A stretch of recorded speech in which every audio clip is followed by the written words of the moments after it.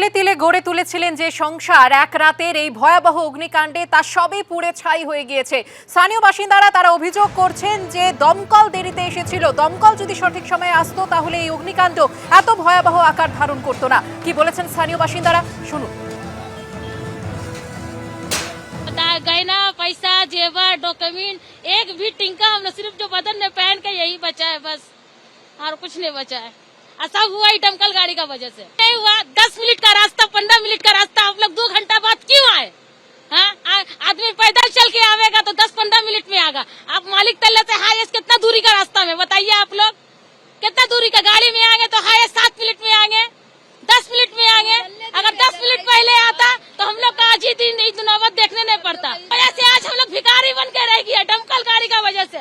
मालिक तल्ला से 10 मिनट का वजह से नहीं आया, एक आदमी का जान चले गया, बेचारा पूरा छाई हो गया। अभी हम लोग क्या करेंगे, कहाँ जाएंगे बताइए? हम लोग का शादी का पूरा गहना था, तीनों बहन गहना था, सोना का, कान का था, पायल था, नाक का था, पैसा हर एक चीज था पूरा, वो तो पूरा जल के छाई हो गया।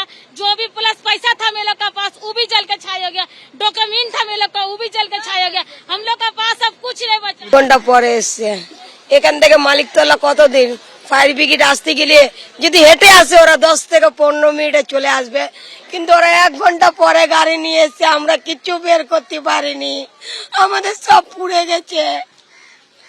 এই এক্ষুনি বাড়িতে গিয়েছি, পোড়া এটা পেয়েছি, আমার গয়না গাটি সব পুড়ে গেছে। এটা তো ছোট বাচ্চাদের, এই আমার ছেলের ছোটবেলার, এই আমার ছেলে, আমরা এক জামাই বেরিয়েছি, আমরা রাত থেকে কিছু না খেয়ে দিয়ে এখানে ছোটবেলা না বাড়ির থেকে পাশে একটা বাড়িতে আগুন পিছন দিক থেকে দাউ দাউ করে উঠছে। এরা পানি মেরে না, পানি মারিনি, এরা পেট্রোল মেরেছে, পানি মারলে আগুন নিভবে। ওরা বলছে আমরা 10 মিনিটে এসছি, তোমরা যদি 10 মিনিটে আসবে 10টা ঘর পুড়বে, 100টা ঘর কি করে পুড়লো তোমরা? ওরাও আমাদের মিথ্যে বলছে, বলে না না আমরা 10 মিনিটে এসছি, তোমরা 10 মিনিটে আসলে 10টা ঘর পুড়বে না। এক রাতেই সব শেষ। যেখানে আমরা দাঁড়িয়ে রয়েছি নারকেলডাঙ্গা থানার অন্তর্গত একের পর এক ঝুপড়ি, সেটা কিন্তু আগুনে সম্পূর্ণ ভস্মীভূত। ইতিমধ্যে এলাকায় যেদিকে তাকানো যাচ্ছে সেদিকেই কিন্তু এই ধরনের ছবি, যেখানে কোন রকম ভাবে বাড়ির বা ঘরের যে অংশ সম্পূর্ণভাবে জ্বলে গিয়েছে, সেখানে কোন রকম ভাবে কোনো জিনিসপত্র বার করা যায় কিনা সেই চেষ্টায় প্রচুর মানুষ এখানে। এবং যেটা দেখা যাচ্ছে যে হাবিবুল্লাহ মোল্লা নামে এক ব্যক্তি ঘুমের গভীরে, কারখানাতেই ছিল ঠিক পাশে, ঘুমের গভীরেই তার মৃত্যু হয়েছে। পরিবারের সদস্যরা তাকে পাচ্ছিলেন না। এবার আগুন যখন সেখানে নিয়ন্ত্রণ হয় তখন গিয়ে দেখা যায় যে ঘর ভেতর থেকে বন্ধ এবং তাকে মৃত অবস্থায়।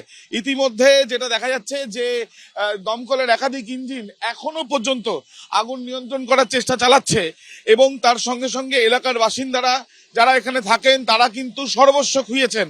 এখন দেখার বিষয় এই ধরনের ঘটনা এড়ানোর জন্য এর আগে যা যা ব্যবস্থার কথা বলা হয় সেই ব্যবস্থাগুলো কতটা কার্যকরী এই ক্ষেত্রে হয়েছে এবং আগামী দিনে হবে। তার কারণ দেখাই যাচ্ছে যে ট্রাক থেকে আরম্ভ করে ঘর, পাশেই ক্যানেল এবং এখানে প্রচুর দাহ্য পদার্থ ছিল। গতকাল প্রায় 16টি ইঞ্জিন, পরে ইঞ্জিনের সংখ্যাও বেড়েছে। দমকলের তরফ থেকে সকাল গড়িয়ে গেলেও এখনো পর্যন্ত আগুন নিয়ন্ত্রণের চেষ্টা চালানো হচ্ছে এবং যেদিকে তাকানো যাচ্ছে সেদিকেই ধোঁয়া।